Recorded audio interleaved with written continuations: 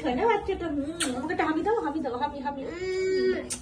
কি সুন্দর, কি মিষ্টি বাচ্চাটা, শোনা বাচ্চাটা। প্রথমে যে মিষ্টি বেবিটাকে দেখালাম, আমার এই বান্ধবীর বেবি, এ হচ্ছে মণিপাল হসপিটালের নার্স। তো ব্যাঙ্গালোরে ওর বাড়িতে এসেছিলাম পায়েলের ওখান থেকে, বিকজ ওকে বলেইছিলাম ব্যাঙ্গালোরে আসলে আমি তোর সাথে দেখা করব, কিন্তু ওর তো রাতে নাইট ডিউটি ছিল। ও আমাকে খেতে টেতে দিয়ে এটা ওটা গল্প করে বেচারি রেডি হচ্ছিল, কারণ ওর হাতে একদমই সময় ছিল না। তো আমি কাকিমা আর বেবির সাথে গল্প করছিলাম, আর আমরা অনেকটা সুন্দর সময় কাটালাম, কারণ এত মিষ্টি বেবির সাথে সুন্দর সময় কাটানোটাই স্বাভাবিক।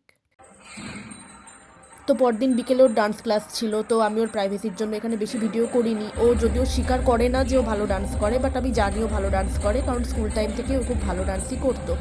মাঝে কিছুদিন চর্চা ছেড়ে দিয়েছিল, তারপরে আবার শুরু করেছে, খারাপ করছে না।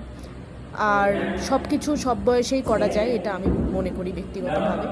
তো আমি কি করতাম, বসে থাকতাম, তো আমিও চলে গেছিলাম ওর ডান্স ক্লাসে, টুক করে এই ভিডিওটা করে নিলাম। ওকে অবশ্য পরে জানিয়েছিলাম যে হ্যাঁ আমি ভিডিও নিয়েছি তোর।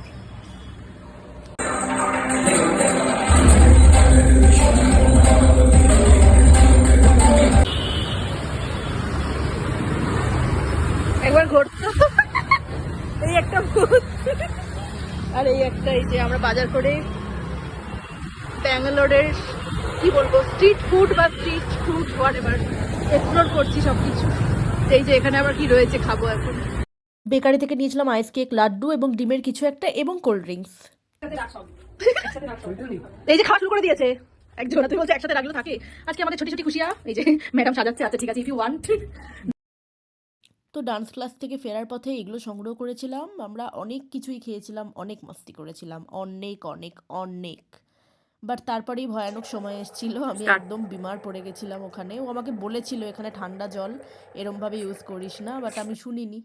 তো তারপরের দিন ওই জন্য আমি আর রিস্ক নিইনি বাবা, চুল ভিজে আর আমি ঘুরতাম না। আমার বন্ধুই আমাকে ড্রায়ার দিয়ে ড্রাই করে দিত হেয়ার, বিকজ প্রথম দিন আমি ওর কথা না শুনে নতুন জায়গায় গিয়ে খুব ফেঁসেছিলাম সর্দি কাশি নিয়ে। তারপর থেকে আমি আর রিস্ক নিইনি, কারণ তারপরেও 2 দিন থাকার ছিল। আর সেই ব্লগগুলো আসছে পরের ব্লগ।